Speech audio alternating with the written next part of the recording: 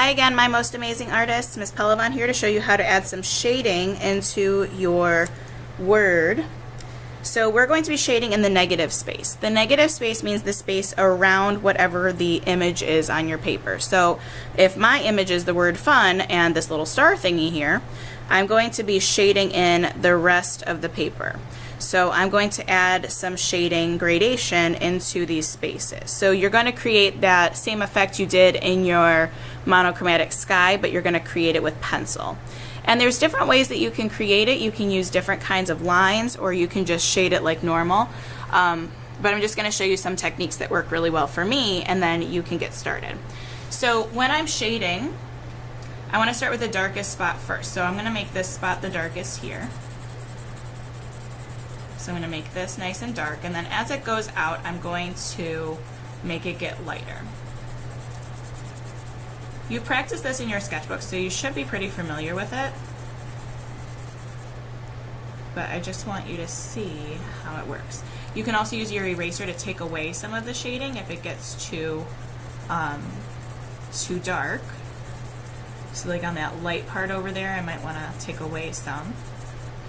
And you kind of have to use the side of your pencil to get a nice even gradation. So now this looks like it's kind of all the same, so I'm going to go back and add some layers on top. Maybe make this really dark over here and make it get a little bit lighter. So I'm releasing some of the pressure. I'm not pushing down as hard. And then it's getting a little bit lighter there. So it's a nice, even gradation from dark to light. I don't see stripes in my gradation. Trying to get rid of those stripes, a nice, even shading. Okay, so that part is done there. And I'm going to try to do another section. And you want to try to start at one spot and make it go down to the opposite side with gradation, and you decide how you use it. Another way you can create the gradation is you can use like some circle lines.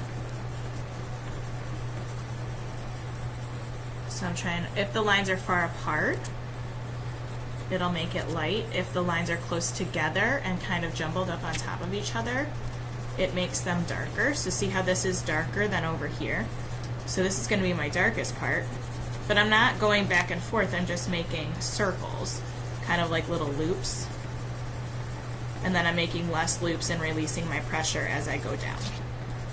So this is just another way that artists can create value with their media that they're using. They can kind of create different shapes. Some artists even use like little dots, and I'll give you a paper at your table that shows you different kinds of methods or techniques used for shading and creating gradations. So you can try that on your paper too. So this is kind of just like an experiment. You're just trying out some new stuff, figuring out what works for you. This one's really good to add some texture. And you can change the direction of your circles. So you can see from here it's really dark, and then it gets lighter, lighter, lighter, lighter, lighter until there's very little bit of that scumbling, I guess you could call it, or loopy lines.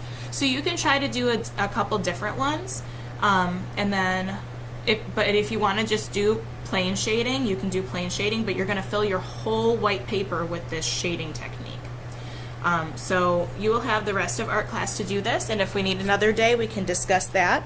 Try to look at the idea paper. I'm going to finish working on this so I can show it to you when it's complete.